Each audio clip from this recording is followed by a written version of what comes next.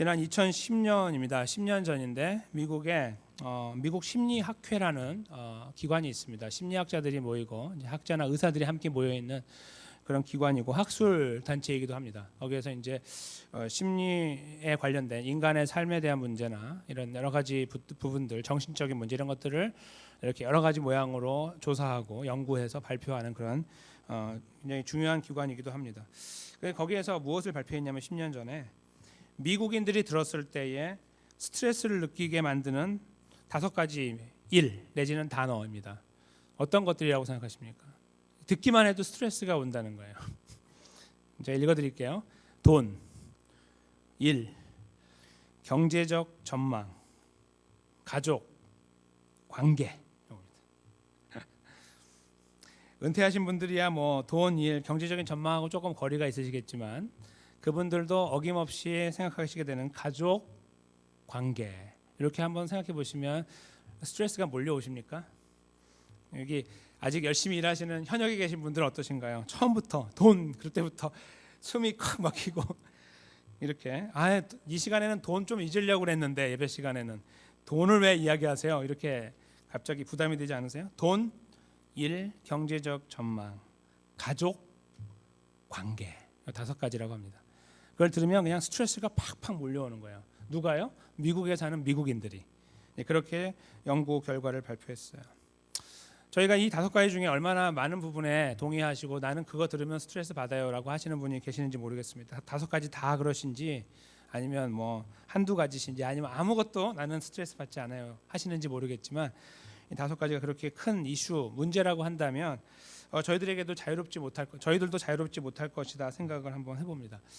저희가 오늘 나누려고 하는 말씀은 이렇게 뭐 스트레스를 이야기하시거나 뭐 돈 이야기를 하시거나 일 뭐 이런 말씀을 하시는 것은 아닌데 어떤 부분에서는 이제 관계에 대한 문제 내지는 가족에 대한 문제를 언급하고 계신다고 볼 수 있어요.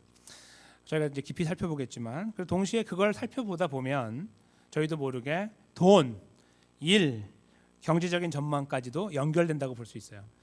그래서 꼭 이것을 저희가 이 5가지를 여기서 끄집어내려고 하는 거 아니지만 어쩌면 인간이 기본적인 인간이라고 한다면 현대를 살고 있는 사람이 듣기만 해도 스트레스를 받는 가장 대표적인 일 또는 단어라고 하는 이 문제에 대해서 어쩌면 저희가 어떠한 형태로는 얽히고 설켜 있는데 오늘 말씀은 굉장히 실제적인 말씀이 될 수 있다는 것이죠. 저희들에게 굉장히 다른 세계 이야기처럼 보이는 이 말씀이 저희들에게 그렇게 다가올 수 있는 여지를 가지고 있습니다. 그래서 저희가 이 말씀을 함께 상고하면서 그 안에서 하나님 우리에게 주시는 음성을 들을 것인데 이런 기대가 있으면 좋겠습니다. 나에게 있는 스트레스 5가지 말고 나는 10가지가 있고 20가지가 있다고 하는 그런 문제들이 있을 때 그것을 해결할 수 있는 힘, 마치 마술 지팡이와 같은 하나님께서 우리에게 말씀하시려고 하는 그 비결, 그 방법을 저희가 한번 말씀 속에서 찾아나가는 시간을 가지면 좋겠습니다. 우리 그런 기대감을 가지면서 말씀으로 들어가겠습니다. 오늘 저희가 읽은 이 본문은 마태복음 12장 9절 이하 그리고 마가복음 3장 1절 이하에 기록되어 있어요. 공관복음이라고 하는 거죠. 거기에는 이렇게 같이 연결되는 이야기가 많이 있는데 이제 같이 연결됐다는 말은 또 그만큼 중요하다라고도 볼 수 있는 겁니다. 다 놓치지 않고 기록하고 있기 때문에 그래서 상당히 중요한 의미를 담고 있는 내용이다 이렇게 저희가 생각을 할 수 있고요. 이제 그런 무게를 두고 말씀으로 잠깐 들어가 보도록 하겠습니다. 오늘 저희가 읽은 6절 보시면은 또 다른 안식일에 이렇게 말씀해서 아마 기억하실 것이지만 저희가 2주 전에 들었던 말씀에 바로 6장 1절에서 5절 말씀을 나누었던 것을 알고 계실 것입니다. 그렇죠? 네, 그때 백문일답이라는 제목으로 말씀을 나누었는데 바로 거기에서도 안식일의 사건이 벌어졌다는 것을 저희가 이제 알았었습니다. 그렇죠? 그 내용과 이제 같이 이어진다라고 보기는 어렵고요. 좀 다른 안식일에 벌어진 일인데 여하튼 안식일이라는 환경 속에서 일이 벌어졌습니다. 사람들은 당시 안식일에는 회당에 모였고 회당은 템플, 성전이 아닙니다. 회당은 그냥 아무 곳이나 다 있는 거예요. 사람들이 모일 수 있는 회합 장소를 말합니다. 말 그대로 모임을 위한 집이에요. 회당. 거기에 이제 사람들이 모여서 무엇을 하냐면 서로 이제 말씀을 읽거나 또 말씀을 함께 해설을 해서 사람들로 하여금 이렇게 하나님 말씀을 듣도록 하는 그런 일이 주 목적이었어요. 근데 거기에는 아무나 그 이야기를 할 수 있도록 열려 있었어요. 무슨 말씀이냐면 내가 오늘 한번 읽어야겠다 마음 먹고 오면은 내가 오늘 한번 읽겠습니다 그러면 당신 누군데 이렇게 하지 않고 읽도록 했어요. 그래서 꼭 랍비만 읽는 것이 아니고 꼭 지도자만 읽는 것이 아니라 사람들이 일어나서 원하는 사람들은 돌아가면서 읽을 수 있도록 했어요. 그렇기 때문에 예수님이 쉽게 그 자리에서 저요 손 들고 읽으실 수 있는 거예요. 가르칠 수 있고. 그래서 여기 보시면 예수께서 회당에 들어가사 가르치셨다 이렇게 쓰고 있는 겁니다. 누구나 할 수 있는 일, 그렇죠? 그 평범한 일이지만 그것을 예수님이 하셨는데 가르치시면서 예수님의 눈에 들어온 사람이 이제 보여집니다. 거기 보면 거기에 오른손 마른 사람이 있다 이렇게 쓰고 있죠. 예수님께서 계속 이렇게 말씀을 하시는 가운데 저기 어디 보니까 한 구석쯤에 있었겠죠. 오른손 마른 사람이 있었다 이거예요. 오른손이 말라 비틀어진 거예요, 완전히. 그러니까 이거 쓰지 못하는 사람이에요. 없다고 생각하시면 돼요. 그런 사람입니다. 그런 사람이 있었다. 그것이 오늘 본문의 이제 시작점이 됩니다. 근데 오른손이 말랐다는 말의 의미를 잠깐 저희가 헤아려 보면 좋겠습니다. 요즘에 21세기에 이제 전 세계적으로 오른손잡이의 비율, 그러니까 왼손잡이의 비율이 얼마인 줄 아세요? 왼손잡이 전 세계적으로 보면 10%예요. 10%. 그러니까 나머지는 그러면 90%가 오른손잡이냐? 그건 아니죠. 오른손잡이가 대부분이겠지만 양손잡이가 있어요, 그렇죠? 양손잡이, 양손을 다 쓰시는 분이 계시니까 그래서 이제 90% 가까이는 오른손잡이고 10% 정도가 왼손잡이다 이렇게 볼 수 있는데 한국은 어떨까요? 한국 2013년에 갤럽에서 조사한 바에 따르면 한국은 5%예요. 왼손잡이가 5%. 한국에서 이렇게 오른손으로 밥 먹거나 그러면 어떻게 하죠? 어른들이 탁 치잖아요. 이렇게 손을 탁 쳐가지고 그러면은 오른손 누가 왼손으로 하면 그렇죠? 왼손을 딱 치면서 누가 왼손으로 밥을 먹냐? 뭐 이렇게 말씀하셨던 저희는 물론 저는 안 그랬지만 저희 거기는 근데 주변 친구들 이야기 들어보면 그런 것들을 봤던 것 같아요. 그리고 왼손을 이제 쓰는 것을 터부시한다. 그러니까 쓰지 못하는 거. 그렇게 이제 했기 때문에 그 분위기 때문에 더더욱 그렇다고 합니다. 그래서 왼손 쓰는 분들이 적고 요즘에 좀 많이 이렇게 그렇지 않 개화가 되셔가지고 조금은 그래서 이제 왼손 쓰는 분이 많으셔가지고 이제 한 몇 년 전에는 5%까지 됐지만 그 전에는 뭐 1%, 2%밖에 안 됐던 거예요. 그리고 대충 이렇게 좀 숨어 넘어가고 이렇게 살았던 거죠. 왼손잡이가 갖고 있는 겁니다. 그 어떤 슬픔이죠. 어떤 면에서 보면. 근데 여하튼 왼손잡이는 그렇게 많지 않다라고 하는 통계로 볼 때에 오늘 본문에 등장하고 있는 이 사람도 오른손잡이였을 가능성이 다분히 높아요. 그리고 요즘에는 키보드 같은 거 이렇게 컴퓨터를 치다 보면은 왼손으로만 하는 게 아니고 오른손도 아니고 양손을 치죠. 양손이 다 골고루 개발이 돼요. 운전도 양손으로 하고 그렇죠. 그래서 이 양손이 많이 개발되지만 당시에 이제 이 상황에는 특별히 뭐 말을 타거나 이러지 않는 이상은 왼손과 오른손 차이가 분명히 났습니다. 용례 사용하는 그 상황도 달랐고 오히려 지금보다 훨씬 더 오른손을 중요시 여기는 때였어요. 2000년 전에는. 그런 상황으로 놓고 보면 여기에서 이 사람의 오른손이 말랐다고 하는 구체적으로 이 오른손이라는 지적을 하시는 것은 이유가 있다 이렇게 알 수 있습니다. 다른 말로 바꾸면 그 사람은 먹고 살기가 힘들다 그런 말이에요. 먹고 살기가 힘들어요. 뭐 왼손도 있는데요. 뭐 왼손 쓰면 되죠. 그건 오늘날 우리들의 생각이라는 거예요. 편협한 생각이에요. 굉장히 21세기의 편협한 마인드예요.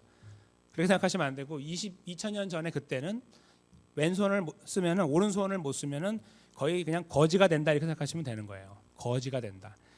그래서 여기 등장하고 있는 이 오른손 마른 사람은 거의 거지와 같은 사람이에요. 거지 이렇게 보면 딱 됩니다. 그리고 뭐 가정도 형편없겠죠, 그렇죠? 그가 뭐 그냥 가정에서 어떤 역할을 하는지 모르겠지만 뭐 부부 관계가 있는지 그건 모르겠고 부모와 자녀 관계 그런 것들이 얼마나 잘 되어 있는지 모르겠지만 그 사람은 사실은 그 집안에서도 그렇죠.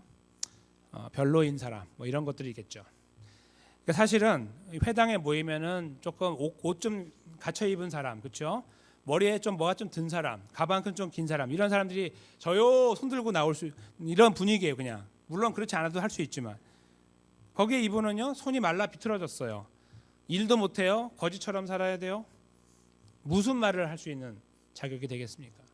스스로 저기 구석 어디에 있었겠죠. 이렇게 조용히 뭐 예수님 저를 좀 도와주세요 이런 말도 하지 않는 그냥 조용히 있는 사람으로 등장해요. 그 6절에 말씀입니다. 그걸 예수님이 유심히 지켜보신 다음에 그런 가운데 새로운 인물이 등장하죠. 7절에 서기관과 바리새인들이 예수를 송사할 빈거를 찾으려 하여 안식일에 병 고치시는가 엿보니, 어김없이 등장했습니다. 오늘 본문 앞부분에도 등장했었는데 그분들은 이렇게 어디를 가나 등장을 해요. 서기관과 바리새인들 참 대단하신 분들이에요. 이 시간이 많은지 모르겠습니다. 그렇죠. 먹고 살만하니까, 다 갖고 있으니까, 아무것도 부족한 게 없으니까, 말하기 좋아하니까, 그렇죠. 그들이 거기에 딱 있다가 예수님이 혹시라도 저 사람을 고치면은 당장에 고발해야지, 고소해야지라는 생각으로 엿보았다라고 쓰고 있는 겁니다. 이들이 여기에서 이렇게 안식일에 대한 문제를 생각하고 있는 거는 지난번에 제가 한번 말씀드렸지만 그들이 갖고 있는 이제 전통 때문에 그런데, 제가 오늘은 좀 다른 전통 한 가지도 말씀드릴게요. 맥힐타라고 하는 전통이 또 하나가 있어요. 이거는 이제 주로 그 안식일에 이제 여러 가지 하면 되고 하면 안 되는, 해도 되고 하면 안 되는 일을 말씀하는 것도 있지만 예외, 그렇죠? 예외. 요건 괜찮다, 이런 것들도 기록된 책이에요. 거기 보면은 안식일인데 출산을 해요. 갑자기 아기가 나와요. 그럼 어떻게 해요? 나오지 말라고 합니까? 출산을 해야 돼요. 그거는 예외예요.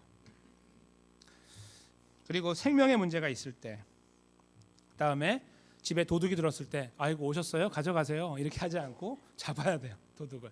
그래서 안식일에 벌어지는 여러 가지 일들 중에 이런 것들, 그다음에 할례라는 거 아시죠? 남자아이가 태어난 지 8일 만에 하는데 그거는 절대로 스킵하면 안 돼요. 오늘 안식일이니까 내일 해야지 이러면 안 돼요. 그래서 그날이 안식일이라도 반드시 할례를 했습니다.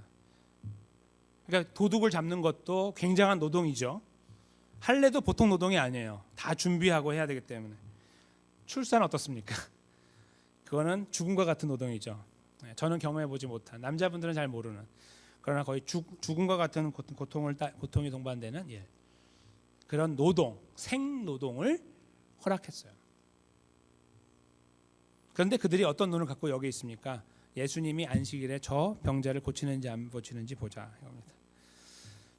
아직은 느껴지지 않으시겠지만 굉장히 나쁜 사람들이에요. 너무 나빠요. 이 사람들이 그렇게 하고 있어요. 그걸 바라보고 있는 거예요.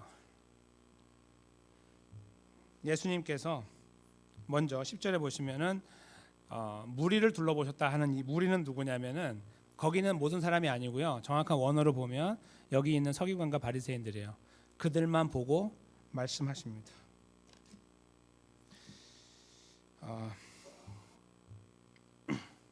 죄송합니다. 제가 10절이라고 말씀드렸죠. 지금 좀 하나 더 넘어왔는데요. 지금 7절에서 그렇게 바라보고 있는 그들 앞에 8절에 보면 예수님께서 저희 생각을 아시고 다 훤히 꿰뚫어 보고 계시죠. 그러면서 손 마른 사람에게 이르시되 일어나 한가운데에 서라, 이렇게 해서 그 사람을 먼저 앞에 세우셨어요. 이제 고칠 걸 준비를 하시는 거죠. 그러니까 그들의 생각이 어떻겠습니까? 얼씨구나, 잘 됐네, 이렇게 하고 보고 있는 거예요. 그들이.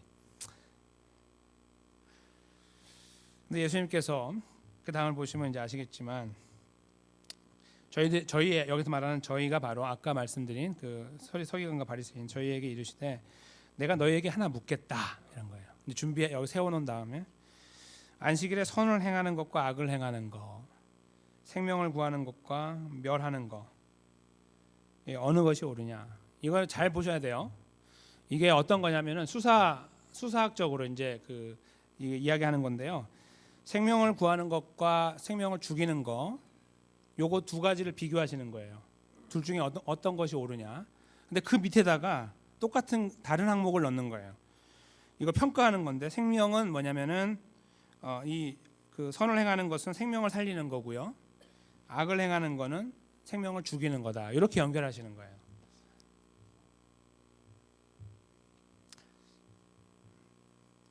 질문이 어떠신가요? 답하실 수 있으시겠어요? 이 질문에 대해서. 안식일에 선을 행하는 것이 옳으냐, 악을 행하는 것이 옳으냐. 선을 행하는 건 생명을 살리는 거고, 악을 행하는 건 생명을 죽이는 거다. 이렇게 연결해가지고 둘 중에 어떤 것이 옳으냐, 이렇게 말씀하셨습니다. 어떤 것이 옳다고 생각하십니까? 그들이 가지고 있는 율법에 따르면 뭡니까? 율법 내지는 전통에 따르면 뭐죠? 둘 다 틀렸습니다. 둘 다 틀린 거예요. 왜요? 일하니까. 일하는 거잖아요. 일하면 안 되는데. 예수님이 그 논리를 갖고 오시는 거예요. 너네 생각에는 둘 다 틀렸지? 이런 거죠. 왜냐하면 이런 항목들은 없거든요. 거기 예외에 아이를 낳는 거 이런 건 있지만 그거 없어요. 사람 뭐 낳게 하고 이런 건 없어요. 그러니까 그들 생각에는 뭐예요? 일이에요. 예수님이 지금 사람 세웠으니까 이 사람 앞에다 세웠으니까 오케이 이러고 있잖아요. 일하는가 안 하는가 보려고. 사람 살리는 게 중요해요? 아니요. 일하는 게 중요해요. 예수님이 그걸 묻는 거예요. 허를 찌르는 거죠. 그거를 선과 악으로 구별해 버리시는 거예요. 답을 못 하는 거죠. 둘 다 틀렸습니다가 답이거든요, 원래. 근데 그렇게 말하면 자기들 어떻게 돼요? 자기 위치가 이 사람은 사람을 죽이는 거에 대해서도 그러니까 사람을 살리는 거에 대해서도 그렇고 죽이는 거에 대해서도 중요하게 여기지 않는다라고 판단할 거 아니에요, 사람들이. 거기 있는 사람들이. 그러니까 답을 못 하는 거예요. 악하게 머리가 빠른 거죠. 악하게. 근데 그 질문을 딱 던져서 그들의 입을 일단 막아요. 아무 말 못하게 하신 다음에 예수님이 지금 무엇을 하시려고 그래요? 생명을 살리는 선한 일을 하시려고 그러는 거죠. 그래서 그 다음 절로 가면 10절에 무리를 둘러보시고 이제 여기까지가 하나의 이제 그 쉼표가 하나 찍히면 좋은데요. 뭐냐면 여기서 말하는 무리가 그 사람들이에요. 전체가 아니고 아까 그 두 부류의 사람들. 예수님이 이렇게 하시는 거예요. 사람 세워놓고 질문을 던졌어요. 선을 행하는 거, 사람 살리는 거, 악을 행하는 거, 사람 죽이는 거 어떤 게 옳으냐? 너의 생각이 다 틀렸지라고 갖고 계신 생각 속에서 그들을 바라보는 거예요. 아마 팔짱을 껴셨을지 몰라요. 이렇게 천천히 여유 있어요. 예수님은. 왜냐하면 그들이 지금 어안이 벙벙하거든요. 이게 무슨 질문이지? 큰일 났다 이렇게 되거든요. 그걸 딱 보시면서 여유 있게 쳐다보는 거예요. 그게 바로 여기서 말하는 무리를 둘러보셨다는 말이에요. 천천히 본 거예요. 대답할 수 있겠어? 이렇게 보신 거예요. 그것이 무리를 둘러보시고의 의미입니다. 그런 다음에 기다려도 답이 없죠? 할 말 없지? 자, 그럼 내가 할게. 그러면서 하시는 거예요. 그 사람에게 이르시되 네 손을 내밀라 하시니 저가 그리하매 그 손이 회복됐습니다. 결론은 굉장히 쉽죠. 그렇죠? 그 사람의 손이 회복되었습니다. 그 사람은 무엇을 지금 찾은 겁니까? 자기 생명을 찾은 거예요. 자기 인생을 돌려받은 거예요. 그동안에는 거지로 살아야 돼요. 평생을. 아무 소망 없어요. 주변에 그 누구도 그를 환영할 만한 사람이 되지 못해요. 내 인생은 왜 이것뿐입니까? 라고 말하고 비관하고 절망하는 것이 그가 살면서 먹어야 되는 식량일 수 있어요. 그런데 그 손이 회복된 거예요. 순식간에. 그게 바로 오늘 10절에 드러나고 있는 기가 막힌 회복의 역사입니다. 바리새인들의 반응을 볼까요? 저희를 실망시키지 않아요. 그렇죠? 저희는 분기가 가득하였다. 그렇지. 그럼 그렇지. 예수를 어떻게 처치할 것을 서로 의논했다. 그럼 그렇지. 그들의 머릿속은 온통 예수 그리스도를 적대시하고 그를 고소하는 것으로 꽉 차 있습니다. 지금 여기 앞에서 벌어지는 이 생명의 역사는 중요하지 않아요. 그것이 이 본문에서 드러나고 있는 환경과 상황과 그들의 성격이 됩니다. 저는 이 본문을 저희가 이렇게 한꺼풀 조금 벗겨서 이제 들어가려고 하는데요. 이 기본적인 이야기 속에서 저는 예수님께서 하신 어떤 특별한 그 보여주신 시각과 하신 일에 대한 것을 헤아리게 되는데요. 예수님이 이 일을 하시면서 두 가지를 한꺼번에 하신 거예요. 첫째는 바리새인과 서기관들의 생각이 틀렸다는 것을 지책하신 거고, 질책한 거 다음에 그냥 가르치고 말로 하고 끝난 것이 아니라 지금 여기서 죽어가고 이거 아니면 죽어요라고 하는 이 사람을 살려주심으로 예수님께서 두 가지 역할을 한꺼번에 하신 거예요. 가르침과 생명을 살리는 일을 한꺼번에 하신 것이죠. 저희가 그 예수님의 이런 일들을 행하신 일들을 보면서 하나의 기적이 일어났다. 그거에 저희가 이제 몰입하고 박수 치는 것에 끝나는 것이 아니어야 되겠죠. 왜 이런 일을 하셨을까에 대한 고민이 뒤따라야 된다고 생각합니다. 그것은 저희가 이제 이 본문에 등장하고 있는 인물들을 저희가 조금 더 깊이 생각해 보면서 드러날 수 있다고 보는데요. 첫째는 이 손 마른 사람이에요. 손 마른 사람은 이야기를 안 하고 거기에서 예수님 좀 도와주십시오라고 하지 않았다고 말씀드렸습니다. 보통 성경에 보면 그런 사람들이 등장해요. 굉장히 적극적인 사람들은 막 예수님의 이름을 멀리서 불러요. 이렇게 뭐 사람들이 보건 말건 막 이렇게 해서 예수님을 잡으려고 하는 경우가 있거든요. 근데 여기 이 사람은 그런 걸 하지 않고 묵묵히 저기 구석에서 처박혀 있는 거예요. 처박혀 있어요. 내 인생은 이거밖에 안 된다라고 하고 그냥 거기에 있는 거예요. 그 한 사람의 모습을 바라보신 예수님께서 반응하신 것을 저희가 두 번째 인물로 이제 저희가 먼저 생각해 볼 수 있어요. 세 번째로 가기 전에 바로 예수님이시죠. 예수님은 그 상황 속에서 사실은 이지고잉, 영어로 이지고잉이라는 말 아시죠? 그냥 편하게 가는 거, 쉽게 가려고 하시면은 어떻게 하시면 되냐면 아유 저까지 거 그냥 넘어가지 이렇게 하시면 돼요. 예수님은 원대한 큰 일을 위해 오셨잖아요. 십자가에 돌아가시는 그 걸음 위에 오셨는데 뭐 괜히 여기서 말하고 뭐 하다가 보면은 태클 걸리고 그러면 시끄럽잖아요. 아 귀찮고 그냥 버려버리고 그냥 가시면 되죠. 굳이 사람들 앞에서 도와주세요 하지 않았는데 뭘 거기다가 신경을 쓰십니까? 그렇죠? 그런 계산적인 부분들이 분명히 존재했지만 예수님은 그 모든 걸 다 차치하시고 그 한 사람 무명의 사람을 향해서 집중하고 계셨던 거예요. 그게 여기에 드러나는 두 번째 인물이 갖고 계신 보여주시는 예수님이 보여주시는 하나의 그 의미가 됩니다. 삶을 향한 액션이죠. 그리고 그것을 바라보는 입장에 있는 바리새인들은 생명을 경시 여기고 그렇죠? 경시하고 그들의 머릿속은 온통 예수 그리스도를 적대시하는 것에 꽉 차 있다고 말씀드렸는데 그들의 관심에는요. 이 사람이 낫는 것도 관심 없고 죽는 것도 관심 없는 거예요. 뭐예요? 그게 이 오른손 마른 사람은 자기 생계가 지금 끊어져 가지고 죽을 지경에 있는 거지와 같은 사람인데 그 사람에 대한 거는 아무런 관심이 없어요. 죽건 말건. 여기에 있는 이 사람을 하나의 도구로 쓰는 거예요. 철학자 칸트는 사람을 도구로 쓰는 경향을 반대하면서 사람을 목적으로 대해야 된다라고 그렇게 말을 했습니다. 그 사람 위대한 선생이기 때문에 그 말을 따르는 게 아니라 들어보십시오. 그 말이 틀린가 맞은가? 맞죠? 사람이 도구입니까? 아니죠. 하나하나 인격체이고 목적이 되는 거죠. 그렇게 대하는 것이 맞다라고 가르칩니다. 세상에서도. 여기 이 사람들은 뭐예요? 하나님 말씀 꽤나 좀 안다는 읊조리는 사람들인데 뭐 합니까? 생명이고 뭐고 다 필요 없습니다. 자기가 지금 원하는 것을 얻는 것이 모든 것입니다. 그 사람 하나 죽는 것쯤이야 하는 거죠. 쳐다보는데 아무런 감흥도 없어요. 그 사람이 딱 섰을 때 뭐라 그랬습니까? 올컨이 잘 됐다. 오늘 하나 잡았다. 오늘 월척 잡았다 이럴 거 아니에요. 그렇죠? 이 머리 구조를 한번 생각해 보세요. 그들의 머리 구조. 막 이렇게 구토가 나지 않으시는가요? 생각해 보시면은 나는 교회 리더요. 나는 성경 꽤나 아는 사람이요라고 말하는데 그들이 이런 모습으로 그 상황을 쳐다보고 있는 거예요. 저 냄새 나는 사람 왜 우리 회당에 있냐? 저 더러운 사람 왜 여기 있냐? 좀 가정 그 식구들이 좀 챙겨가지고 집에 좀 머물게 하지 왜 회당에 나오게 했나? 그러다가 잘 됐다. 예수님이 봤네. 오케이. 걸렸다. 이런 거 생각하고 있는 거예요. 낫냐 안 낫냐? 이 사람이 좀 회복돼서 좀 행복한 삶을 사느냐 이런 것들은 관심이 없는 거예요. 원래 좋은 리더는 무엇을 해야 될까요? 그런 사람들이 회당에 오면 삶을 살펴줘야겠죠. 자기는 넉넉하니까.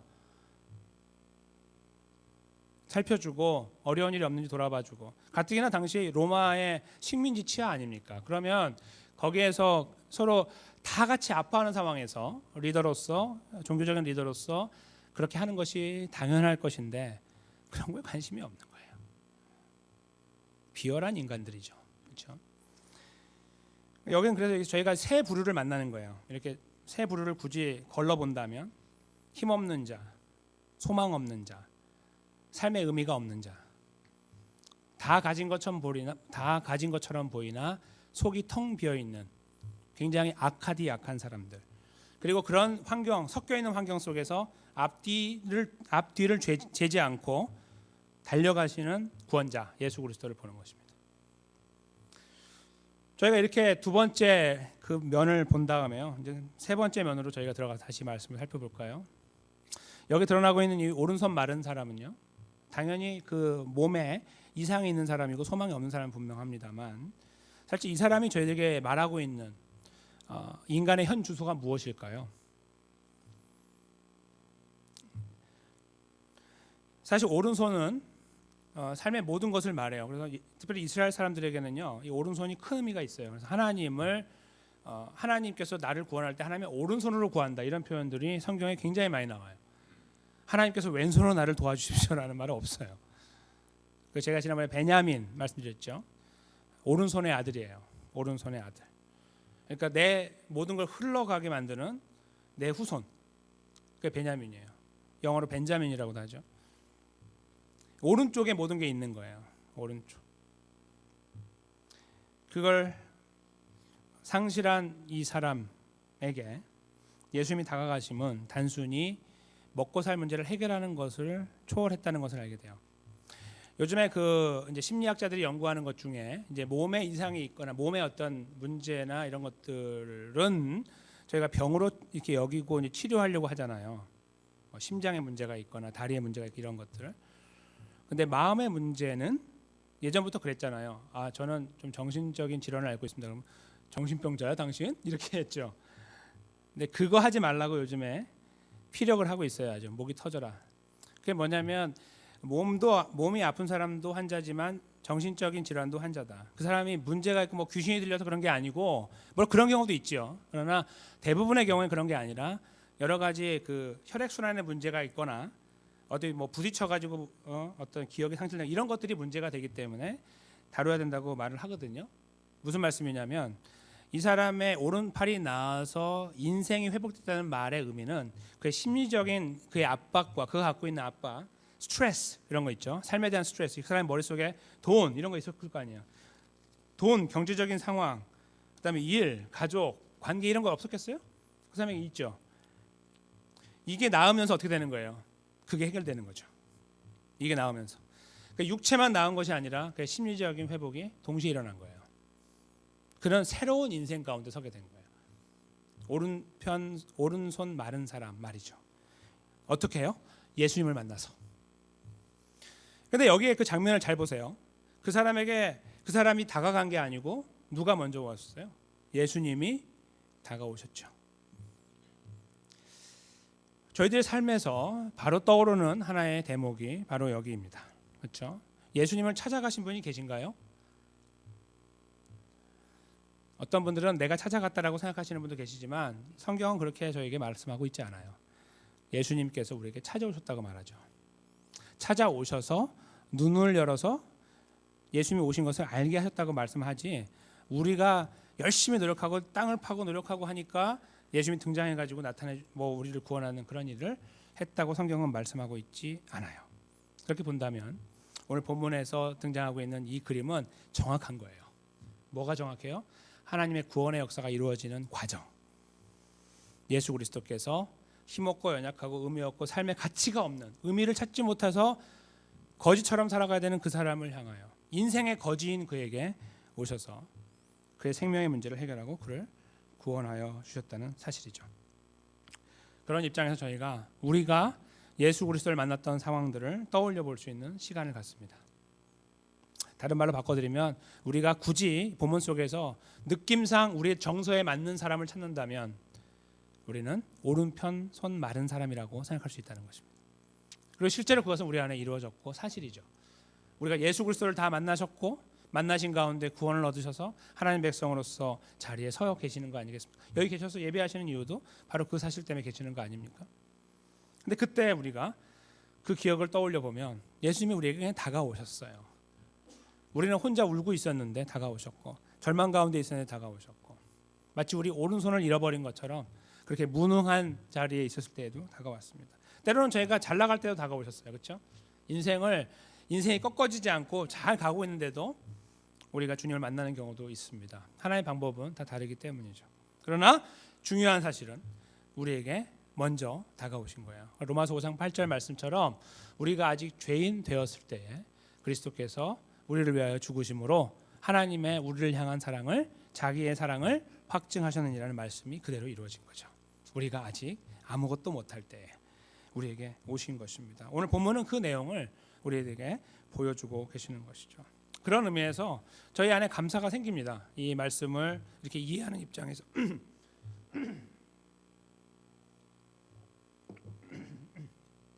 이해하는 입장에서 감사가 우리 안에 생길 수밖에 없습니다. 그런데 있잖아요. 아이러니하게도 한편 머릿속에는 뭐가 있으십니까? 스트레스가 있으시죠. 그러니까 이상하죠. 감사한 마음이 있어요. 아, 주님이 나를 구원하셨습니다. 내가 영원한 생명을 받았습니다가 너무나 크고 감사한데 동시에 저희들의 마음속에는 스트레스부터의 자유함이 없어요. 돈, 일, 경제적인 상황, 또 가족, 그리고 관계를 떠올리면 그렇습니다. 모르겠습니다. 표면적으로 떠올리면은 별로 없는지 모르겠어요. 일이 잘 되시고 요즘에 경기가 좋으시면은 괜찮으실 거죠. 뭐 그런 부분들은 어떻게 하나 둘씩은 피해 가실 수 있는지 모르겠지만 혹시 가정을 돌아보실 때 괜찮으세요? 가정.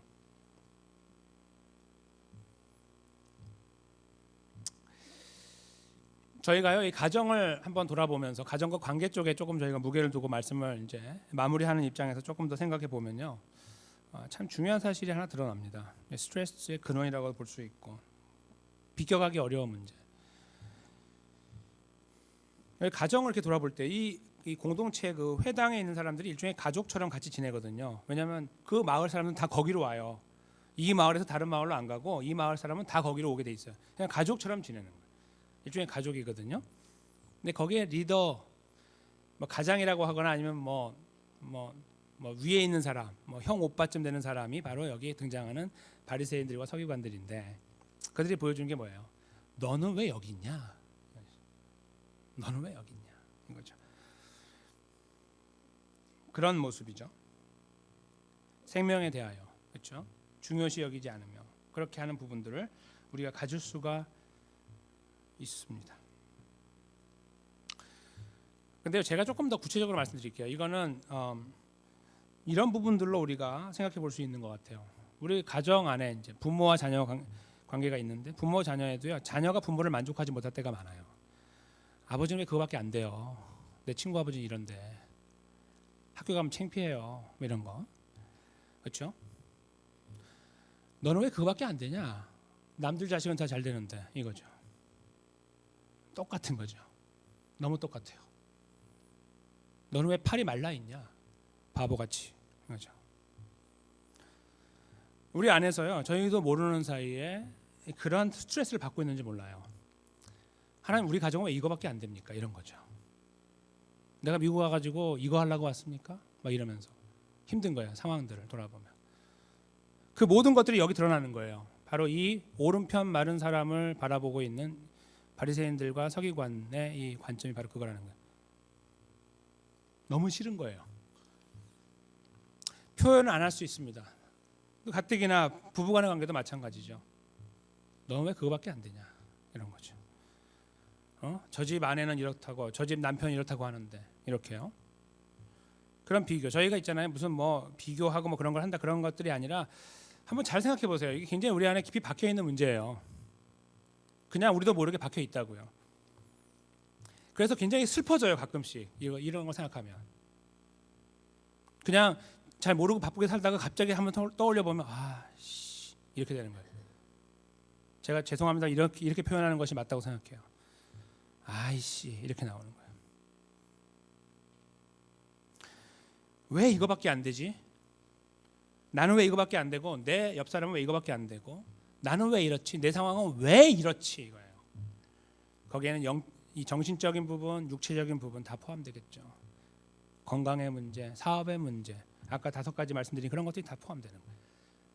스트레스 안 받는 줄 알았는데 다 연루가 되어 있는 것처럼 드러날 때 저희는 절망하게 됩니다. 너무 싫은 거예요. 너무너무 싫어요. 근데 그런 모습이 어디로 이어지냐면 직장으로 이어지죠. 이웃과의 관계 속에서 이어집니다. 그리고 안타깝게도 교회 안으로도 이어집니다. 그리고 하나님의 은혜를 감사하는 저희들이 아까 이 오른편 손 마른 사람이 예수님 만나서 회복되었을 때에 그가 느꼈을 감사, 그렇죠? 그는 육체만이 회복된 게 아니라 정신과 그 라이프가 회복됐다라고 말씀드린 것처럼 저희가 예수 그리스도를 만나서 영원한 생명의 문제가 해결된 사람의 자리에 서 있고 오늘도 이 자리에서 예배하고 있고 그것을 감사하고 인정하고 찬양하고 있는데 여전히 저희들에게 있는 거예요. 여전히 미치겠어요. 여전히 감사합니다 기도하고 일어나면은 미칠 것 같은 거예요. 그거 이렇게 별로 생각하지 않으시는 분들은 생각하셔야 됩니다. 그게 성숙한 그리스도인이거든요. 생각 안 하시면 미숙한 그리스도인이에요. 생각하셔야 됩니다. 왜 이렇지 나는? 왜 자꾸 그런 상황만 되면 난 이렇게 약해지고 주저앉고 그러지? 나는 왜 자신이 없지? 그런 부분에 대해서 창피하지? 이런 것들이죠. 그러니까 사람이 그런 상황, 이 지금 바리새인들과 서기관이 어떤 상황 속에 지금 있는지 모르지만 그들의 시각에서 예수님이 하시는 일, 생명의 역사에 대한 관심이 있습니까? 없습니까? 없죠. 거기에서 멀어졌을 때에 나타나는 현상임을 알게 돼요. 그들 안에서 서로 반목하는 거예요. 아무렇지도 않은 거고요. 니까지 거 하나 없어져도 소용없어. 관계없어 나는. 이런 거죠. 상대방이 그 문제로 힘들어해가지고 그게 생명의 문제처럼 다가와도 관계없는 거예요. 비난의 소리를 하고 아픔의 소리를 던져도 괜찮아요. 나는 괜찮으니까. 그게 그렇게 힘들어? 나는 몰랐네. 나는 괜찮은데. 저희가 있잖아요. 그래서 이 본문을 읽을 때 많은 분들이 이렇게 이해하시는 거예요. 여러분들 우리가 바로 오른손 마른 사람들이었습니다. 이거예요. 저희 그거 다 이해했잖아요. 그렇죠? 그 끝나요 그냥. 주님의 은혜 감사합니다. 어린 아이입니까 저희가? 이 본문은 그것만 말하고 있는 게 아니에요. 어쩌면 바리새인과 서기관이 더 하나님을 잘 알아요. 그렇죠? 잘 알아요. 더 전문가예요. 더 오늘날로 말하면 더 오래 신앙생활했고 더 주님과 관계가 가까워 보이는 사람들이에요. 근데 그들이 여기서 어김없이 보여주고 있는 무너지고 있는 이 모습은 예수 그리스도의 생명의 역사와 멀어지기 시작했을 때 나타나는 현상이고 그것은 생명이고 뭐고 아무런 의미가 없는 거예요. 자기 일이 잘 되면 되는 거예요. 자기 이름만 높여지면 되고 누가 자기를 건드면 가만두지 않아요. 그러나 내가 남 건드리는 건 재밌어요. 툭툭 던지고 말로 소곤소곤하고 비난하고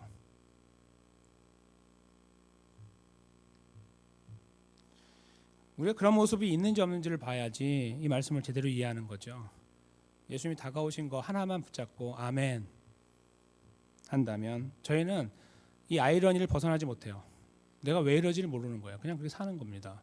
바리새인들이 잘못하는 거 있는지 모르잖아요 지금. 저는 그래서 이 말씀을 마치면서 정말 우리가 혹시 아파하고 있는 상처가 되고 있는 그런 부분 때문에 처음에는 우리 거였는데 그것이 우리 안에만 머물러서 나만의 아픔으로 끝나지 않고 내 주변에 특별히 가족 안에서 내 문제가 힘들다는 문제 때문에 상대방을 힘들게 하고 가정 안에서 말이죠. 그리고 평가하고 막 화를 내고 이런 모습으로 가고 있는 부분들이 있는지를 먼저 돌아봐야 됩니다. 그리고 그것이 확장되어 나가는 삶의 여정, 직장과 가정, 교회까지도 저희는 연결해서 봐야 된다고 봐요. 그리고 우리는 과연 이 한편 손 마른 오른편 손 마른 사람이 주님 만나서 새로운 생명을 갖게 된 그 자리, 그 감격, 그 기쁨이 우리 안에 지금도 생생하게 살아있는지를 돌아볼 필요가 있음과 더불어 그것이 정말 있다면이라고 물어봐야 됩니다. 우리 스스로에게 너 정말 갖고 있니? 이렇게 물어봐야 됩니다. 우리가 답을 할 수 있겠죠. 그럼 난 맨날 갖고 있어. 그러면 이렇게 하고 있니라고 물어봐야 되는 것들이 바로 오늘 본문에 드러나고 있는 서기관과 바리새인들의 모습입니다. 그리고 우리 그 사실 앞에서 다시 겸손하게 서야 될 것입니다. 그리고 참 힘들게도 감당하지 못하는 그런 모습을 우리가 가지고 있을 때 주님을 붙잡아야 되겠죠. 왜요? 여기까지 주님이 인도해 주셨으니까요. 고난과 수치와 모욕을 당하셨고 매맞음, 저주, 비난, 비아냥거림들을 다 감당하셨기 때문이죠. 영광스러운 자리를 버리시고 그 자리에 내려오신 예수님, 나 하나만을 향한 열정으로 나같이 연약하고 무의미한 존재를 구원하여 영원한 생명을 주시기 위해 묵묵히 십자가를 담당해 주셨기 때문에 그분을 기억하는 그 시간 속에서 우리는 비로소 우리가 가야 될 방향을 확인할 수 있지 않을까 생각이 듭니다. 말씀의 끝자락에서 예수님께서 야, 너 내가 살려줬으니까 잘해라 앞으로 이런 거 말씀 안 하셨죠. 그렇죠? 그냥 끝났어요. 우리에게 암시하는 것이 무엇일까요? 뭐 하려고 하지 마시라 그 말입니다. 말씀을 읽으면서 아 그래 앞으로 이렇게 안 해. 그래 바리새인들하고 서기관처럼 안 하면 되는 거잖아. 이렇게 말씀하지 마시라고요. 못 하시니까. 그게 아니고 그냥 예수님 앞에 서면 돼요. 이 사람처럼.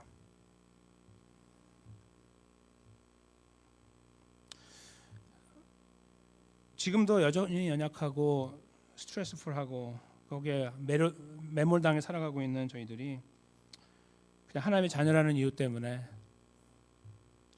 그 자리에 있는데 그냥 내버려두지 않고 사랑하시는 그 사랑으로 끝까지 우리를 책임지시는 분, 바로 그것이 저희가 이 마지막에 되뇌어 봐야 되는 부분입니다. 다른 말로 하면 우리를 하나님의 사랑에 대한 깊이와 넓이와 길이와 높이를 확인하는 시간이 필요하다는 것입니다. 그래서 저희가 이런 내용들을 조금 다르게 말한다면 doing보다 being이다라는 말씀을 합니다. 뭘 하려고 하지 말고 당신의 존재를 확인하라. 맞아. 정말 그것이 가능합니다. 저희는 뭘 하려고 발버둥 치는 자리에 갈 필요가 없습니다. 예수님이 우리를 사랑하신 사랑을 기억하면 됩니다. 그냥 더 기억하면 됩니다. 지금까지 아는 것이 10이라고 하면은 20을 아시면 되고 20을 아시면 30을 아시면 돼요. 평생의 과제입니다. 아무리 파헤치고 파헤쳐도 끝이 없는 하나님의 사랑을 알아나가는 것. 그것이 저희가 이 자리에서 예배 때마다 말씀 앞에 설 때마다 행해야 되는 일이라고 믿습니다. 그렇게 할 때요. 사도 바울의 고백처럼 우리가 주님 앞에 고백을 드릴 수 있는데요. 고린도후서 5장 13에서 15절의 말씀이 이렇게 기록됩니다. 우리가 만일 미쳤어도 하나님을 위한 것이요 만일 정신이 온전하여도 너희를 위한 것이니 그리스도의 사랑이 우리를 강권하시는도다. 우리가 생각건대 한 사람이 모든 사람을 대신하여 죽었은즉 모든 사람이 죽은 것이라. 저가 모든 사람을 대신하여 죽으심은 산자들로 하여금 다시는 저희 자신을 위하여 살지 않고 오직 저희를 대신하여 죽었다가 다시 사신 자를 위하여 살게 하려 함이니라. 아멘. 바로 이 말씀이죠. 그리스도의 사랑이 우리를 강권할 때, 그 강권의 의미를 제대로 조금씩이라도 이해할 때 저희 안에 변화가 시작되죠. 저희는 이렇게 더 이상 살 수가 없어요. 지긋지긋해요. 신물이 납니다. 왜 난 아직도 여기 있는가? 이것이 신물이 내가 돼 있어요. 그게 그 구원의 은혜를 알아나가는 깊이 알고 있는 사람의 모습입니다. 아예 난 괜찮은데 뭐. 죄송합니다. 아직 아니십니다. 그래서 그가 이렇게 달려가면서 오직 나를 위해 사는 것이 아니라 나를 살려주신 나의 구원자, 그 사랑의 주인 되시는 예수 그리스도를 위해 살게 하려 함이라라고. 그래서 내가 이 생고생을 하며 미친 듯이 다니고 있다라고 사도 바울이 말하고 있는 것입니다. 우리들 삶의 여정 속에서도 주님이 우리에게 보여주신 이 삶의 의미와 가치, 생명의 의미를 다시 되뇌일 수 있는 기회가 더 많아졌으면 좋겠습니다. 그냥 어디를 향해 가고 무엇을 하고 있느냐의 문제를 잠깐 뒤로 하시고 나를 향해 다가오신 예수님, 나를 지금도 사랑하시는 예수님, 나는 여전히 그 웅덩이 같은 곳에서 벗어나지 못하고 계속 허우적거리며 즐거워하며 그 자리에 그렇게 있는 것을 이상히 여기지 않을 때에 혼자 아파하시고 나를 불쌍히 여기시고 품어주시기 원하시면서 하나님 백성의 걸음을 걷도록 우리를 종용하시고 위로하시며 격려하시는 우리 구원자 예수 그리스도, 그분을 저희가 더 깊이 있게 이해하고 바라보는 자리에 서서 우리 삶의 방향을 다시 한번 주님의 은혜로 새롭게 해나가는 그런 역사가 필요하지 않을까 생각을 합니다. 다시 한번 주님, 우리 안에 함께 하시는 예수 그리스도를 의지합시다. 나를 사랑하셔서 나와 연합하신 분, 나와 함께 하시는 분, 그분의 은혜 가운데 다시 한번 세워지게 돼서 주님이 나의 오른팔이 되십니다 라고 고백하면서 나의 삶의 모든 것입니다를 고백하면서 오늘의 주어진 삶의 현장, 스트레스풀한 삶의 현장 속에서 저희 묵묵히 하는 백성의 걸음을 걸어나가게 되시기를 주님의 이름으로 간절히 축원합니다. 함께 말씀 위에서 기도하겠습니다. 우리에게 주신 말씀을 붙잡고